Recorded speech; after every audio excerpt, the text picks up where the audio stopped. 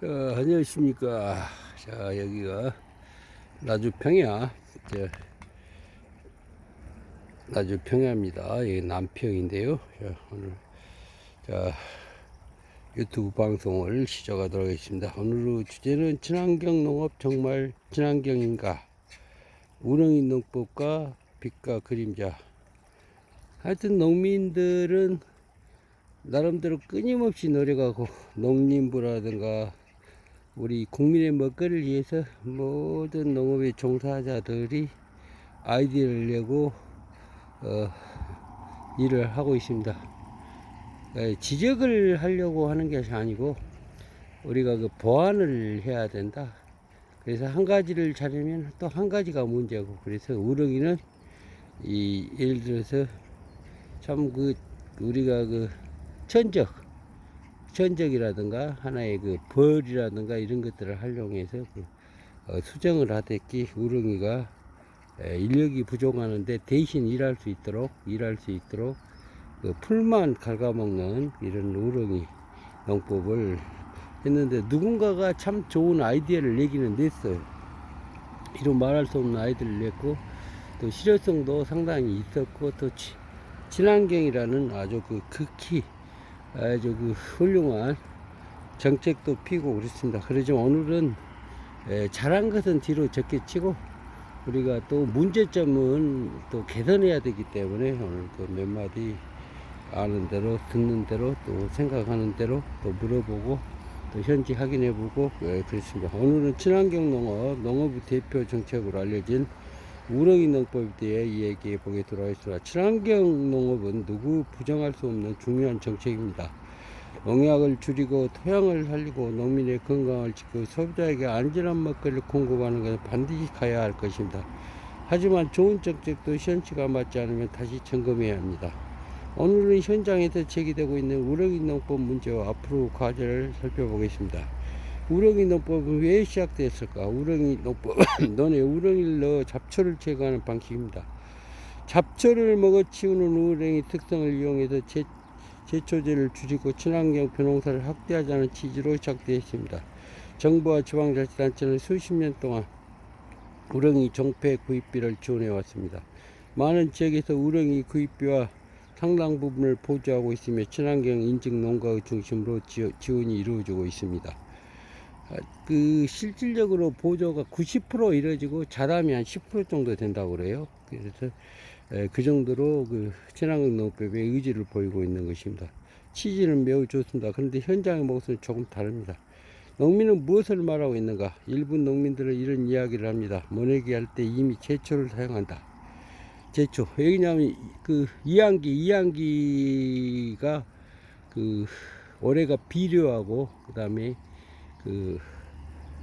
제초제, 제초제를 거기다 붓게 돼 있어요. 그러면 거기가 이항을 하면서 세 가지가 되죠. 제초제 뿌리고 또 거기가 요소, 그러니까 올해가 비료 뿌리고 그렇게 하면서 이항을 하죠.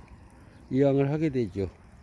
그러니까 자동으로 동시에 이행이 되는 겁니다. 그래서 잡초를 제거하기 위해서 제초제를 안 뿌리면 안 될 정도로 어느 논이나 거의 이항을 할 때 동시에 이행하고 있는데, 어느 지역에는 제초제를 약간 적게 뿌리는 경우도 많이 있고 어느 지역은 많이 뿌리는 경우가 있어요. 그래서 이 제초제가 옛날에 말하면 고춧가루 이야기라고 해갖고 우리가 논의 드링이라든가 뭐냐면 모든 뱀이라든가 심지어는 여러 가지 미꾸라지라든가 이런 것들이 과거에는 막 그냥 농수로 콘크리트로 안 쳐도 막 있고 그랬는데, 그런 것들이 결과적으로 하는데, 근데 이제 그 농사를 짓고 나서 또 물이 또 빼버리면 강으로 흘러가잖아요, 강으로. 그래서 그런 것들이 좀 잡초가 심한 논은 우렁이만 해결하기 어렵다 그 말이죠. 잡초가 심한 논은 우렁이만으로 거의 어려운 것이죠. 내용적으로 보면 사실상 잡초 가지고는 우렁이 갖고는 안 되기 때문에 제초제를 뿌리는 거죠, 결과적으로. 그래서 제초제를 뿌려서 결과적으로 농사를 짓게 되는 거죠. 근데 사실 우렁이는 큰 효과가 보지를 않은 상태에 있다고 봐야 돼요.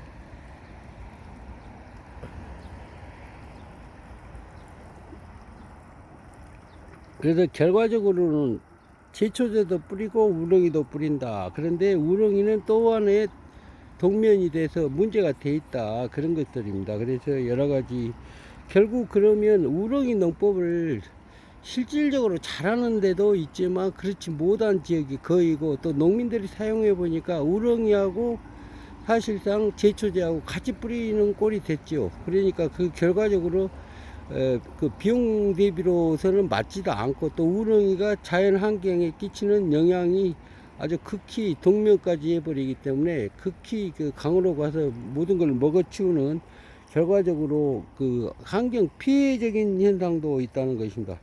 결국 우렁이도 넣고 제초제도 사용한다. 만약 이런 사례가 실제로 존재한다면 중요한 질문이 생긴다. 과연 우렁이 농법이 친환경 농업 목적을 제대로 달성하고 있는가? 우렁이 지원금 왜 지급하는가? 제초제를 사용할 것이면 우렁이 지원 효과는 얼마나 되는가?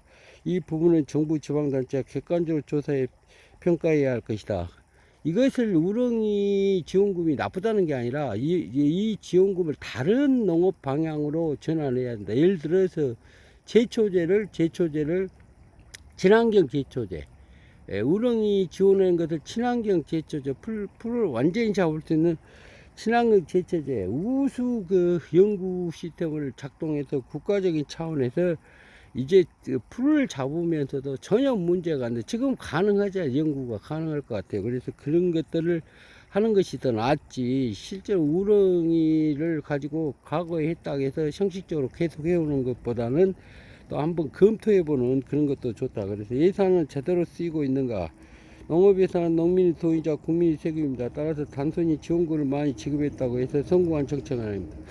지원금을 이걸 없애면 안 되고, 없애면 안 되고, 다른 방향으로 또 일부는 또 아주 잘하고 있기 때문에, 그래서 이거를 한번 적극 검토해서 실질적인 농민들이 뭐냐면 그 현장에 답이 있잖아요. 현장에서는 우렁이도 뿌리고 제초제도 뿌리고 이런 꼴이 된 논이 상당히 많아요. 그리고 저 같은 경우는 이제 우렁이는 안 뿌리는데, 안 뿌리고도 전혀 농사 지는 데는 문제가 거의 되질 않았어요. 그래서 하여튼 그런 문제가 있습니다. 따라서 단순히 지원금을 많이 지급했다고 해서 성공한 정책은 아닙니다. 중요한 것은 효과입니다. 얼마나 지원했는가 보다는 얼마나 잡초가 줄었는가, 얼마나 농약 사용이 감소했는가, 얼마나 농민 소득이 증가했는가, 이것이 정책 평가 기준이 되어야 합니다. 이제는 실적 위주의 행정이 아니라 성과 중심의 행정이 필요한 또 다른 문제의 생태계 교란을 위해 최근에는 우렁이의 생태계 문제도 제기되고 있습니다. 과거에는 겨울철 추위 때문에 자연적으로 대부분 사라진다고 생각했습니다. 그러나 최근 기후변화로 겨울 기온이 높으면서 일부 지역에서는 활동 사례가 보고되고 있습니다. 논해에 빠져나오는 우렁이가 하천과 수로 등을 이동할 경우 생태계에 영향을 줄 가능성도 제기되고 있습니다. 친환경 농업을 위해 도입한 방식에 또 다른 환경 문제를 만든다면 반드시 대책이 필요합니다. 이제는 현장 중심으로 바꿔야 합니다. 정부는 물어야 합니다. 우렁이 농법이 실제 효과가 있는가? 농민이 정말 필요하는가? 생태계에 피해는 없는가? 지원금은 적절하게 집행되고 있는가? 지방자치단체도 물어야 합니다. 사업 실적이 아니라 농민 만족도입니다. 실제로 농약 사용이 줄었다는가? 친환경 인증 확대의 효과가 있는가? 농업도 역할을 해야 합니다.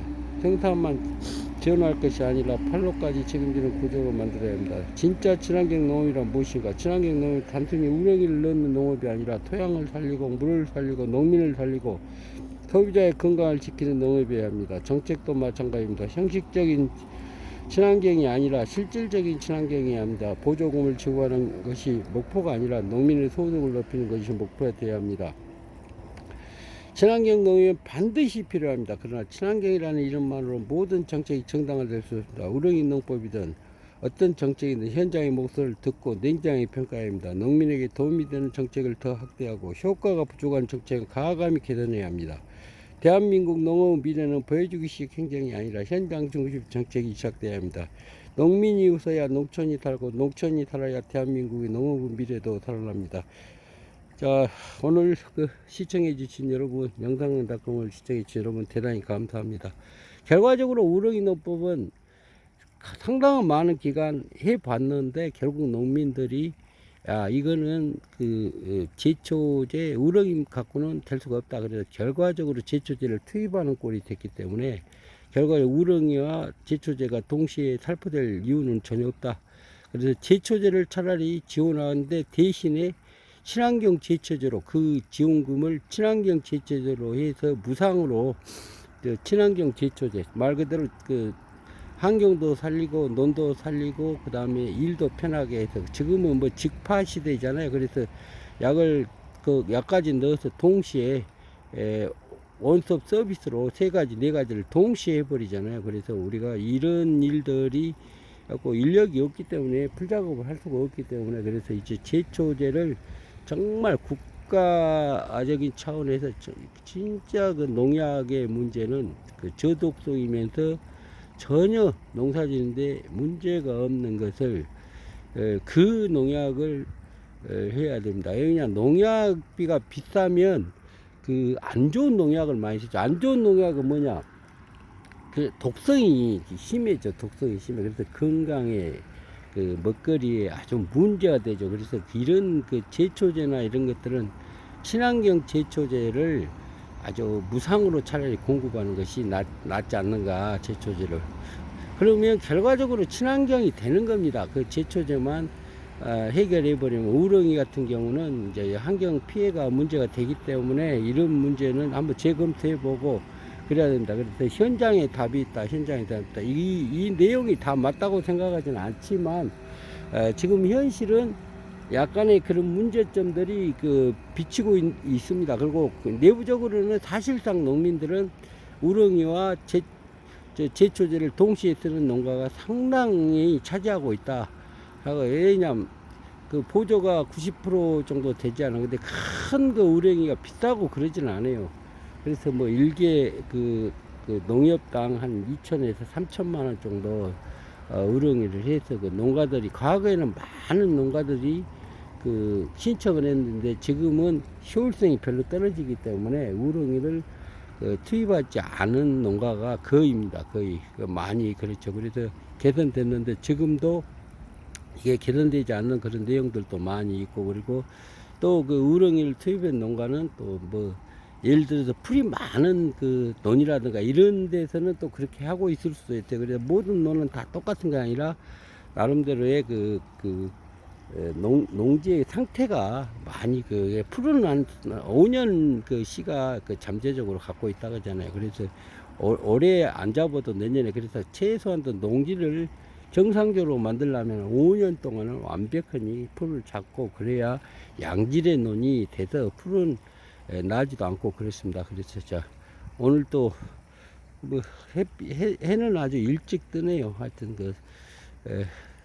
한 5시에 나와서 죽은 또 물에 잠긴 또 여러 가지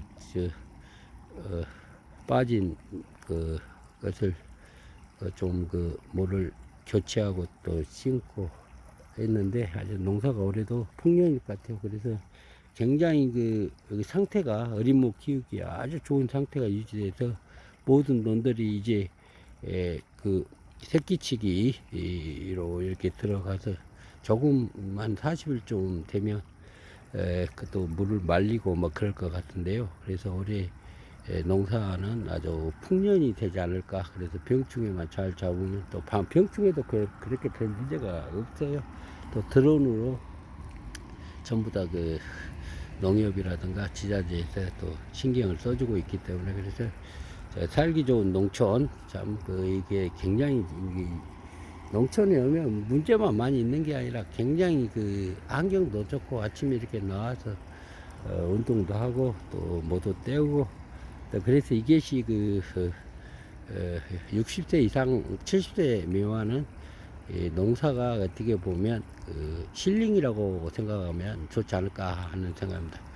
저는 영상강닷컴 정문찬 대기자였습니다.